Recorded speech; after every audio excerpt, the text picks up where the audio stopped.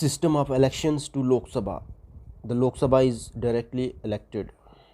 Territorial constituencies. For the purpose of holding direct election to the Lok Sabha, each state is divided into territorial constituencies with the following constitutional provisions. Number 1. Each state is allocated a number of seats in the Lok Sabha in such a manner that the ratio between the number and the population is the same for all states throughout India. This provision does not apply to the state having a population of less than 6 million. Number 2. Each state is divided into territorial constituencies in such a manner that the ratio between the population of each constituency and the number of seats allocated to it is the same throughout the state. Regarding the readjustment after each census.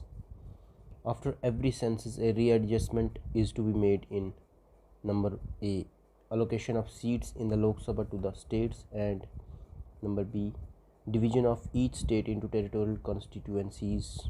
The Parliament is empowered to determine the manner in which it is to be made. Accordingly, the Parliament has enacted the Delimitation Commission Acts in 1952, 1962, 1972 and 2002. The 42nd Amendment Act of 1976 froze the allocation of seats in Lok Sabha to the states and division of each state into territorial constituencies till the year 2000. At the 1971 level, the ban on readjustment was extended for another 25 years, that is up to the year of 2026, by the 84th Amendment Act of 2001.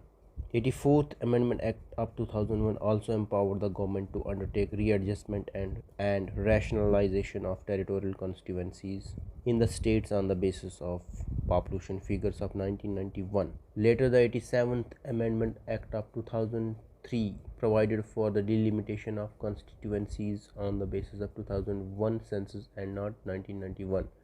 So, as of now, the basis of 2001 census is taken into consideration for delimitation of constituencies. However, this can be done without altering the number of seats allocated to each state in the Lok Sabha.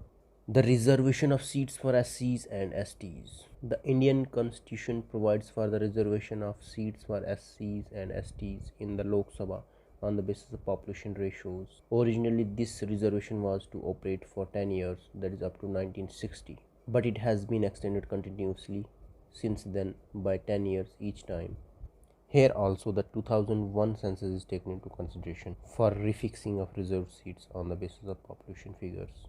Now the method of vote is first past the post system, FPTP. Under this, every member of legislature represents a geographical area known as constituency. For each constituency, only one representative is elected. In this system, a candidate who secures majority of votes is declared elected. One of the drawbacks is it does not secure due representation to minorities, small groups. In case of Rajya Sabha, the election is done through proportional representations, wherein the smallest section of population gets its due share of representation in the legislature. The Constitution has not adapted the system of proportional representation for Lok Sabha due to following two reasons. Number 1, difficulty for voters to understand the system, which is complicated due to low literacy scale in the country, leading to instability in the government.